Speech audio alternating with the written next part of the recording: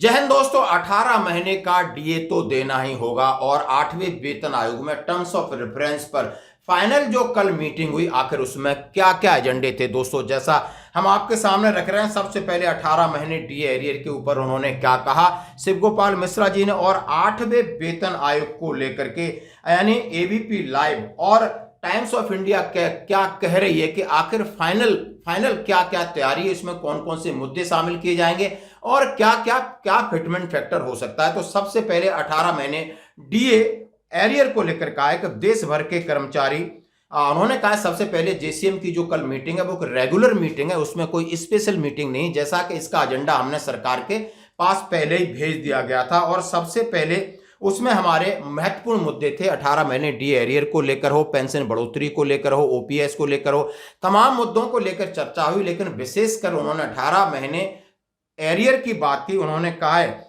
अब सरकार नहीं देगी तो क्या करेंगे। उन्होंने डिसएग्रीमेंट की बात की है कि डिसएग्रीमेंट हम लेकर आएंगे, यानी हम अपनी तैयारी करेंगे। जैसा कि सरकार के सामने हमने प्रस्ताव रखा था कि आपने एक दिन की हमारी सैलरी ली, आप एक दिन की सैलरी और ले सकते थे, जिसकी जैसी सैलरी उसके परसेंटेज हिसाब से ले सकते थे, लेकिन आपने डीए, किसी भी दृष्टिकोण से डीए को रोकना आपके लिए सही बात नहीं है। बहुत सारे रिटायरमेंट के बाद इस लेवल के कर्मचारी होते हैं कि उनके लिए एक एक पैसे की चिंता रहती है। लेकिन उन्होंने कहा है अभी हमने सरकार को सलाह दिया है कि जो भी रिटायर्डीज हैं उनको एक मुश्त आप पैसा दीजिए, और जो सर्विंग हैं उनके आप खाते में पैसा डाल दीजिए, उनके फंड में पैसा डाल दिए, किस्त में पैसा दीजिए, लेकिन आपको पैसा देना होगा। यदि उनसे सवाल पूछा गया कि पैसा नहीं दिया जाएगा तो उन्होंने कहा इसके लिए फिर हम अपना जेसीएम स्टाफ साइड की मीटिंग करेंगे, डिसएग्रीमेंट बनता है या और किस तरीके से सरकार के पास जाएं।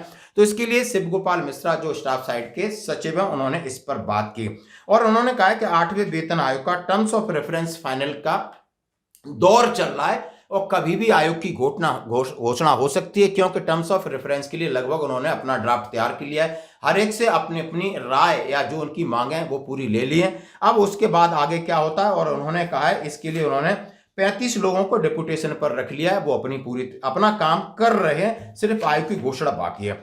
यानी एबीपी लाइव कहता है कि 8वां वेतन आयोग वेतन वृद्धि से उपभोक्ता क्षेत्र में मजबूत आय बढ़ाने में मदद मिलेगी, यूबीएस।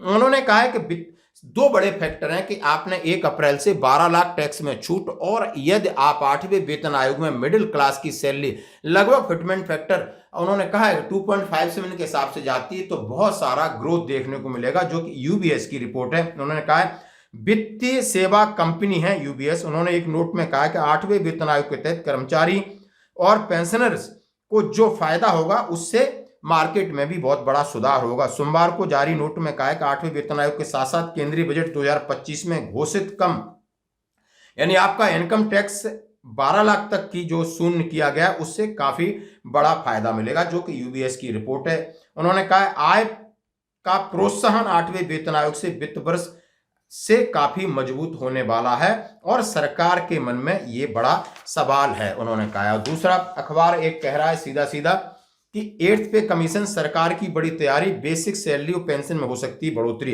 ये एक अखबार नहीं कह रहा, दूसरा भी कह रहा है कि रिपोर्ट के मुताबिक सरकार 2026 से भत्ते और मूल वेतन में अच्छी बढ़ोतरी की योजना बना रही है। आप समझ सकते हो times of India, ABP live और एनडीटीवी प्रॉफिट तीनों मिलीजुली खबर को सामने ला रहे हैं कि एक तो आपको टैक्स माफ कर दिया, टैक्स में छूट की 12 लाख, ये आपको एक फायदा है। जब तक 10 की मांग थी, 10 लाख तक की छूट की मांग थी, सरकार ने 12 किया। इसके पीछे सरकार का कोई ना कोई सोची समझी चीज है, और इसीलिए उन्होंने कहा आप फिटमेंट फैक्टर की बात या तमाम अन्य भत्तों की बढ़ोतरी की बात को लेकर एबीपी लाइव कह रहा है कि केंद्र सरकार ने बहुप्रतीक्षित 8वें वेतन आयोग के लिए आधारभूत कार्य शुरू कर दिया है, जिसमें 47.85 लाख कर्मचारी, 68.62 लाख पेंशन भोगियों सहित 116 लाख से अधिक व्यक्तियों की आय प्रभावित होने की उम्मीद है, यानी 1 करोड़ 16 लाख लोगों की, यानी जो पैसा है। टाइम्स नाउ की रिपोर्ट के मुताबिक वित्त मंत्रालय ने 17 अप्रैल को जारी प्रपत्र में 35 नियुक्तियों की शुरुआत कर दी है, जिसमें कार्मिक और प्रशिक्षण विभाग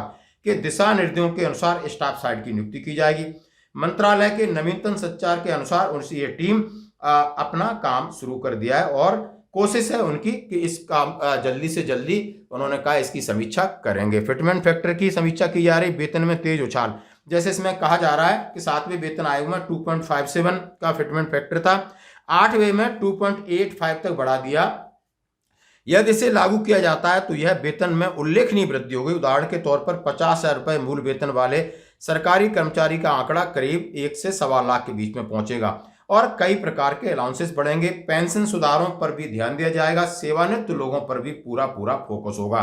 अब दोस्तों उन्होंने कहा है, हालांकि आयोग की औपचारिक सिफारिशों का अभी भी इंतजार है, लेकिन इसकी टाइमिंग ने राजनीतिक विश्लेषकों का ध्यान खींचा है। कई लोग इस कदम को 2026 के आम चुनाव से पहले एक बड़े मतदाता के आधार के बीच सद्भावना लाने के लिए सरकार द्वारा एक रणनीतिक निर्णय के रूप में देख रहे हैं। उन्होंने कहा है, वन नेशन वन इलेक्शन या बड़ा उत्तर प्रदेश में चुनाव, उस समय इनकी टाइमिंग होगी। एक कयास लगा रहे हैं। फिटमेंट फैक्टर के ऊपर भी कहा है। उन्होंने कहा इस बार मिडिल क्लास को ज्यादा फायदा होने वाला है, ये भी कह रहे हैं। इसी तरह सरकार की बड़ी तैयारी बेसिक सैलरी पेंशन में, और दूसरा अखबार इसी तरीके की कह रहा है कि अब उन्होंने 35 पद भर दिए। अपनी कार्रवाई सरकार अपने तरीके से पूरी कर रही है और उन्होंने कहा इसका सीधा सीधा फायदा मिडिल क्लास को होगा। आप देख सकते हो। तो ये थी अपडेट।